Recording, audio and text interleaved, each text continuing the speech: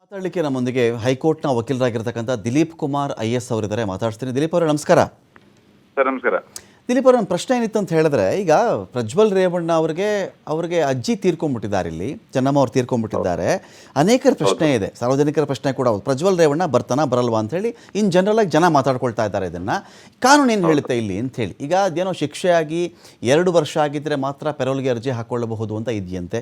ಸರಿ, ಯಾವುದೋ ವ್ಯಕ್ತಿ ಏನೋ ಕಾರಣಕ್ಕೆ ತಪ್ಪು ಮಾಡಿ ಶಿಕ್ಷೆ ಅನುಭವಿಸ್ತಾನೆ ಅಂತ ಅಂದುಕೊಂಡ್ರೆ ಆಪ್ತೇಷ್ಟರನ್ನ ಕಳ್ಕೊಂಡ್ಬಿಡ್ತಾನೆ ಆ ಮನುಷ್ಯ, ಇನ್ಯಾವತ್ತೂ ಮುಖ ಸಿಗಲ್ಲ ನೋಡಬೇಕು ಅಂದರೂ ಕೂಡ ಇದ್ದಾಗ ಆ ಕಾನೂನು ಏನು ಹೇಳುತ್ತೆ? ಬರೋಕ್ಕಾಗಲ್ವಾ ಅಥವಾ ಇವ್ರು ಹಾಕೊಳ್ಳುವಂಥ ಅರ್ಜಿ ಮೇಲೆ ಅದು ಡಿಪೆಂಡಾ ಅಂತ? ಇಲ್ಲ, ಇವಾಗ ಏನಾಗುತ್ತೆ ಅಂದ್ರೆ ಪೆರೋಲ್ 1 ವರ್ಷ ಶಿಕ್ಷೆ ಯಾರಿಗೆ ಆಗಿರುತ್ತೆ, 1 ವರ್ಷ ಆದ್ಮೇಲೆ 2 ತರ ಪೆರೋಲ್ ಹಾಕಬಹುದು. ಒಂದು ಎಮರ್ಜೆನ್ಸಿ ಪೆರೋಲ್ ಅಂತ ಹೇಳ್ಬಿಟ್ಟು, ಇನ್ನೊಂದು ರೆಗ್ಯುಲರ್ ನಾರ್ಮಲ್ ಪೆರೋಲ್ ಅಂತ ಹೇಳ್ಬಿಟ್ಟು. ಪೆರೋಲ್ ಅಂತ ಹೇಳಿದ್ರೆ ನಾನು ನಿನಗೆ ಮಾತು ಕೊಡ್ತೀನಿ, ನಾನು ಇಷ್ಟು ದಿನ ಒಳಗಡೆ ನಿಮ್ಮ ಹತ್ರ ವಾಪಸ್ ಬರ್ತೀನಿ ಅಂತ ಹೇಳ್ಬಿಟ್ಟು. ಪೆರೋಲ್ ಮೀನಿಂಗೇ ಅದರ ಅರ್ಥ. ಸೊ ಅದು ಎಮರ್ಜೆನ್ಸಿ ಯಾವ ಸಂದರ್ಭದಲ್ಲಿ ಕೊಡ್ಬೋದು, ಮತ್ತೆ ನಾರ್ಮಲ್ ಆಗಿ ಯಾವಾಗ ಕೊಡ್ಬೋದು ಅಂತ ಹೇಳ್ಬಿಟ್ಟು ಅದು ಡಿಫರ್ ಮಾಡ್ತಾರೆ. ಸೊ ಫಾರ್ ಎಕ್ಸಾಂಪಲ್, ಇವಾಗ ಅಜ್ಜಿ ತೀರ್ಕೊಂಡು ಹೋಗಿದ್ದಾರೆ, ಹೋಗ್ಬೋದು. ಪೆರೋಲ್ ನ ಅಲ್ಲಿ ನಮ್ಮ ಜೈಲಿನ ಅಧಿಕಾರಿ ಹತ್ರ ಅದಕ್ಕೆ 2 ವರ್ಷ 1 ವರ್ಷ ಅಂತ ಏನಿಲ್ವಾ ದಿಲೀಪ್ ಅವರೇ? ಅದಕ್ಕೆ 2 ವರ್ಷ 1 ವರ್ಷ ಅಂತ ಇದೆ, 1 ವರ್ಷ ಅಂತ ಇದೆ. ಓಕೆ, 1 ವರ್ಷ ಆದ್ಮೇಲೆ ಇವನ್ 1 ವರ್ಷ ಅಂತ ಇದ್ರೂ ಕೂಡ ಎಮರ್ಜೆನ್ಸಿ ಇದ್ರೆ, ಫಾರ್ ಎಕ್ಸಾಂಪಲ್ ತಂದೆ ತಾಯಿ ತೀರ್ಕೊಂಡು ಹೋಗಿರ್ತಾರೆ, ನಾನು ಅವ್ರ ಮುಖ ನೋಡ್ಬೇಕು, ಅವ್ರ ಕಾರ್ಯ ಮಾಡ್ಬೇಕು ಅಂತ ಹೇಳಿದ್ರೆ, ಸೊ ಅಂತ ಸಂದರ್ಭದಲ್ಲೂ ಕೂಡ ಎಕ್ಸೆಪ್ಷನ್ ಕೇಸಲ್ಲಿ ನೀವು ಪೆರೋಲ್ಗೆ ಹಾಕಬಹುದು. ಅವಾಗ ಕಸ್ಟಡಿ ಪೆರೋಲ್ ಕೊಡ್ತಾರೆ. ಕಸ್ಟಡಿ ಪೆರೋಲ್ ಅಂತಂದ್ರೆ ಪೊಲೀಸರ ಜೊತೆನೆ ಕಳ್ಸಿಕೊಡೋದು, ಹೋಗಿ ನೋಡ್ಕೊಂಡ್ ಬನ್ನಿ, ನೀವು ಕಾರ್ಯ ಮುಗಿಸ್ಬಿಟ್ಟು ವಾಪಸ್ ಬನ್ನಿ ಅಂತ ಹೇಳ್ಬಿಟ್ಟು.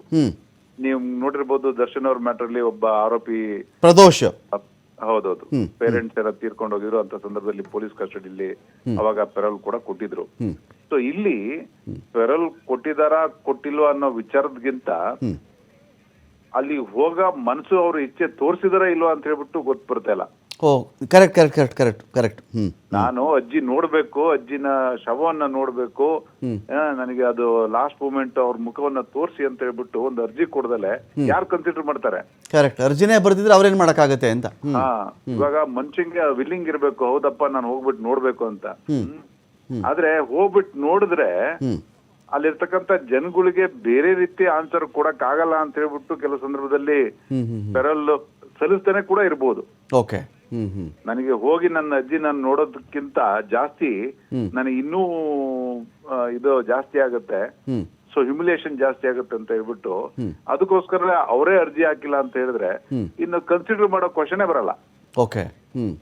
ಸೊ ಅವ್ರೇನಾದ್ರು ಜೈಲ್ ಸೂಪರ್ಡೆಂಟ್ ಅವರಿಗೆ ಏನಾದ್ರು ರಿಕ್ವೆಸ್ಟ್ ಕೊಟ್ಟಿದ್ರೆ, ನನಗೆ ನನ್ನ ಅಜ್ಜಿಯನ್ನ ನೋಡ್ಬೇಕು, ದಯವಿಟ್ಟು ಒಂದು ಕಸ್ಟಡಿ ಪೆರೋಲ್ ಕೊಡಿ, ಇಲ್ಲ ಒಂದು 14 days ಪೆರೋಲ್ ಕೊಡಿ ಅಂತ ಹೇಳಿದ್ರೆ, ಸೊ ಪೆರೋಲ್ ಕೂಡ ಚಾನ್ಸಸ್ ಇತ್ತು.